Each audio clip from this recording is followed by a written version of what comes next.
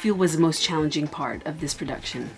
The most challenging part for the production, I think, would have been the actual shoot itself.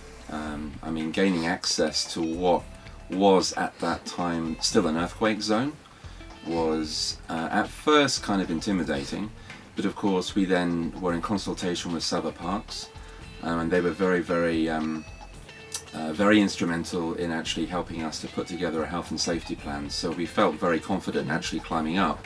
But in reality, you know, once you actually do get up there and you're faced with the devastation, it's quite a harrowing sort of emotional event to go through. I think for me personally, nothing really prepared me for the scale of the destruction, because I think other media outlets had not managed to physically reach that part of the mountain until we were able to get there.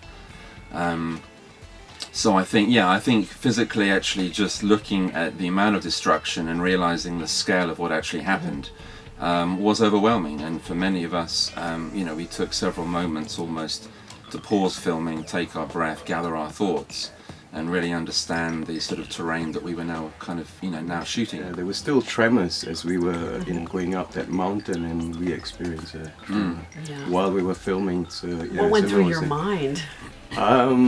We were, you know, of course we were in the good hands of the Sabah senior rangers, and you know, we were a bit worried, but they couldn't, you know, sort of assured us that, you know, they kept radioing in to check the you know, the scale of the tremors, and it was still, you know, within the safe zone. So Emile, what did you as a human being, as a filmmaker, learn from making this documentary? I think if I can take it in two parts, the first part would be understanding in terms of the topic itself, for not wishing to sound cliched, but genuinely the power of the human spirit and the resilience that human beings are capable of is actually quite astounding.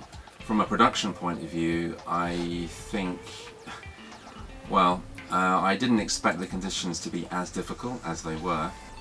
There was one particular incident when we had to actually deviate off what was vaguely left of the path and go up a very steep rock face. And I think at that particular moment in time, yeah, it does make you ask, okay, what am I doing here? Why are we doing this?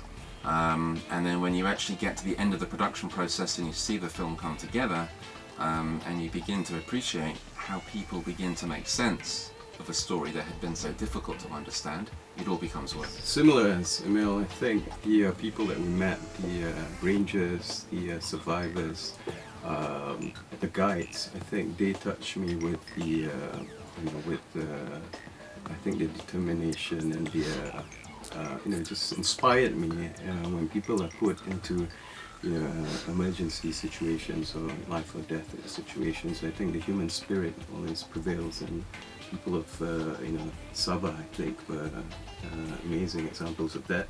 So the human spirit was something that I think I took away from this.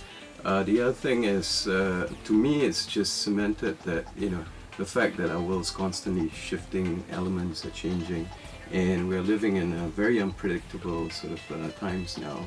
And I think in the so many ways, science, huh? yes, and the science especially is now, you know, trying to understand, especially in this region, on, you know, I think natural disasters, and I think that needs to, you know, a bit more focus and attention, especially in Malaysia.